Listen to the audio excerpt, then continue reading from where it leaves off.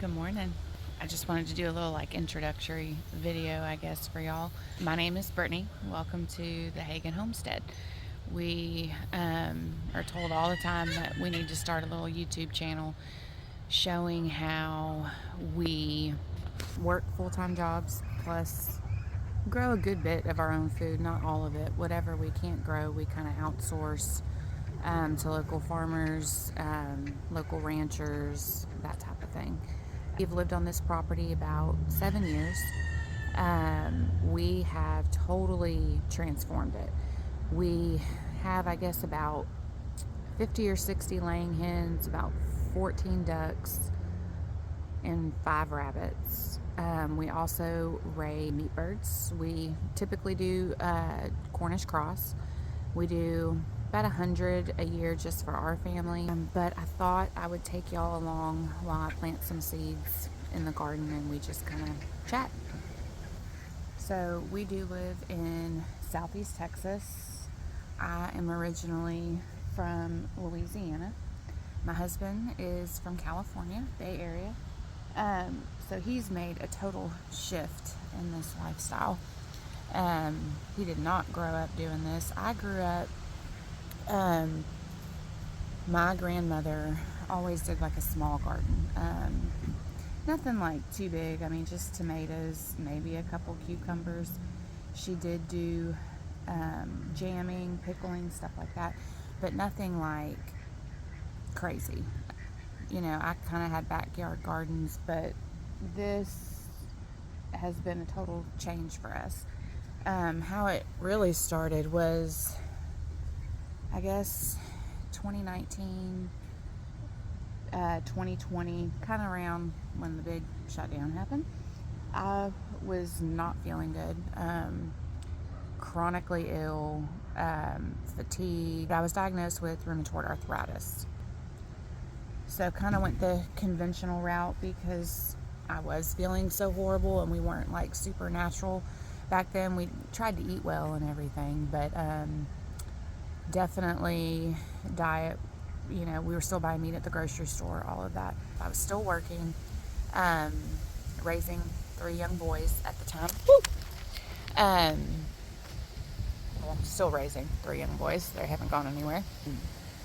But was just feeling horrible. So I started going more natural routes. I was 2 years on medications and all of that, not really seeing any difference. So we went more natural. We kind of got the bug when the shutdown happened, and we got chickens. We started out with 5 chickens and 1 duck. I had to have that duck. Came home from Tractor Supply and had no coop. And Justin came home from work and I was like, oh, got chickens today. So he did a makeshift brooder. Then we started raising meat birds. Actually have the whole meat bird situation started, if you really want to know, is I went to, this is how it went. How the whole meat bird situation started is one day I was outside painting our beautiful chicken coop that Justin built, and all of a sudden I see our yellow lab run through the backyard and he has something in his mouth. I thought it was a squirrel. Well, my boys were super young still at the time, and they had left the garage door open. Liam had gotten into that brooder and it was a massacre. I mean, little chicks were pulled through chicken wire. It was horrible. He had actually had one of my ducks in his mouth. So my boys, just getting into all this, were super distraught. Oh my gosh. And so off to Tractor Supply we went to get more chicks. And I just got what they had. At that point, I didn't know breeds and all that. I mean, I was super new to this. And so I just got 5 more chicks, right? Come home, put them in the brooder, all that. Tell Justin what happened and raise up these chicks. Started realizing they looked kind of funky. Not a lot of feathers. Grew really, really fast. started doing research and found out that they were Cornish cross chicks that I had bought. Justin automatically just shook his head like, you would get meat birds. Now what are we going to do with them? Well, some of our friends had also gotten into chickens and all of that. And they were like, man, I got one that looks like that too. So we ended up finding out that they had Cornish cross as well. So us all coming together, we were like, okay, we're gonna butcher them, right? So we get together, we butcher them. It was a horrible, like, for slaughter cones we used like an orange, like, construction cone. Like, we were rigging it, like straight up rigging it. But we got it done. We kind of got a bug and got more meat birds. So ended up raising more meat birds. First year, I think we raised 25. We had no equipment for this at all. We ended up borrowing a friend's or neighbor's plucker, which, was great. And so then we ended up buying our own.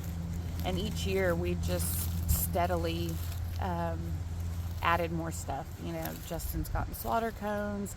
We watch a lot of YouTube channels to get ideas as to where. What, baby?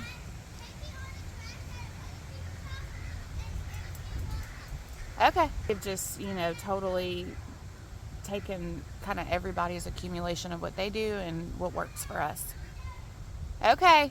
This year, we've also incorporated rabbits. We've gotten meat rabbits. We have not bred them yet. So I've never raised meat rabbits, so this will be a first experience for us for sure. So, getting back to the garden. Right now, I just did beets. Right now, I'm going to do some radishes. Yeah, I guess I'm just trying to be an inspiration to some mamas out there that you can live like a more natural lifestyle and still work. It's hard sometimes, I'm not gonna lie. I am burnt out a lot, and that was kind of, along with being an inspiration, that was another thing that kind of wanted me to start YouTube, I guess, is to get rid of the burnout a little bit. I wanted, and that may not happen, I don't know, but I feel like we have learned so much, that how could we not share that with people to kind of live this lifestyle. I do a lot of canning. I'm not an expert by any means. I'm good at what I know how to do, but I'm still learning for sure. But all that is like lost, right? I'm 36. Not many 36-year-olds know how to can, and I feel like we all need to take charge of our food and what we're putting into our bodies, and not rely on the grocery store as much, right? I mean, it's not super difficult. Everything we have done, it's not been overnight, I'll tell you that. It's been one step at the time, and it can be expensive to get started, but once you kind of get the bug, it's great. I hope to show a lot of things that I have learned. I make sauerkraut, which there will be a video on that. Sauerkraut, I eat it every day. It's good for gut health, and with the medical issues I had, gut health is super important to me. I also make bone broth a lot, and I can that. We're trying to do the best we can, and still work, and it's hard, it is, but so worth it in the end. So I hope to be a little bit of inspiration to y'all, that it is doable. It's not always easy, but it is doable.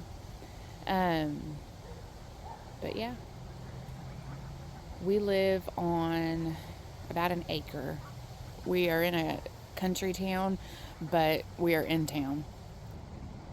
I really want to be further out.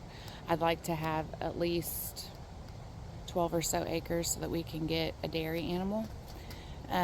Maybe raise up a few steers or cows of our own, a few pigs. I kind of want to cut out, even though I'm super happy with our supplier of beef, I kind of want to cut that part out if we can. But as far as like smaller animals, I mean, chicken 100% we raise here, we slaughter here, we package here. Next year definitely we'll start on the rabbits. That'll be another source of meat. Ducks, I love duck eggs. I purely have them for eggs and entertainment. I mean, they're just super fun to watch if you haven't. So I'm just gonna finish plugging in some radishes in some of the places I didn't have a lot of germination. So I'll just put y'all on a time lapse and you can kind of watch me plug them in.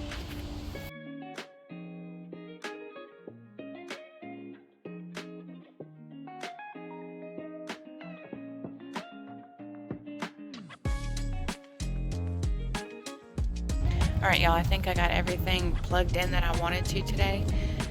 I hope you enjoyed the video. I mean, it was kind of boring. We're just living our best life out here, and I hope to just give you some inspiration, give you a little nudge knowing that it is possible even working full time. So I hope y'all have a great day.